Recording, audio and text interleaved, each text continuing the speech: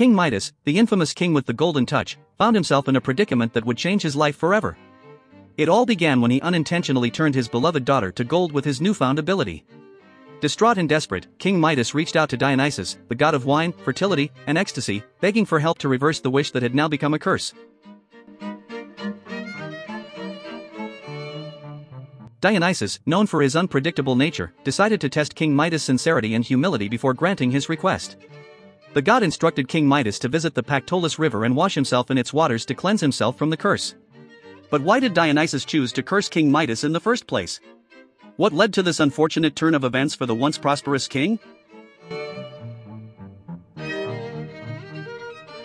The story of King Midas and his ill-fated wish begins with a fateful encounter with Dionysus himself. It is said that King Midas was a great admirer of Dionysus and his divine powers, so much so that he even offered hospitality to the god's faithful follower, Silenus. In return for his kindness, Dionysus granted King Midas the golden touch as a reward for his generosity. Little did King Midas know that this seemingly miraculous gift would ultimately lead to his downfall. The golden touch, a power that turned everything King Midas came into contact with into gold, soon became a burden rather than a blessing. His luxurious palace was filled with golden furniture and decor, and his once bountiful gardens were now lifeless and unappetizing. But the true tragedy struck when King Midas accidentally turned his beloved daughter to gold with a simple touch, a moment that would haunt him for the rest of his days. Realizing the gravity of his mistake, King Midas turned to Dionysus for help, seeking to undo the curse that had befallen his daughter and himself. However, instead of granting his request immediately, Dionysus chose to test King Midas' character and willingness to humble himself before the gods. By instructing him to cleanse himself in the Pactolus river, Dionysus sought to teach King Midas a valuable lesson about the dangers of greed and the importance of humility. The Pactolus river, known for its golden sands and the wealth it brought to the kingdom of Lydia, was the perfect setting for King Midas' test of character.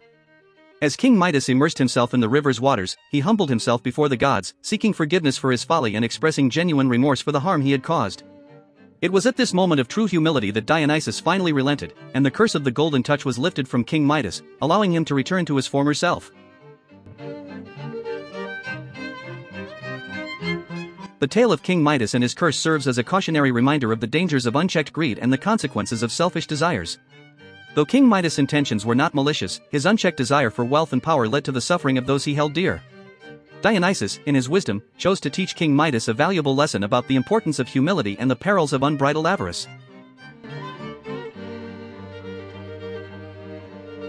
In the end, King Midas was able to overcome the curse that had plagued him and was granted a second chance by Dionysus. It is said that he went on to live a more modest and grateful life, cherishing the simple joys and blessings that had once eluded him. The story of King Midas and his curse remains a timeless parable, reminding us all of the importance of humility, gratitude, and the dangers of unbridled ambition.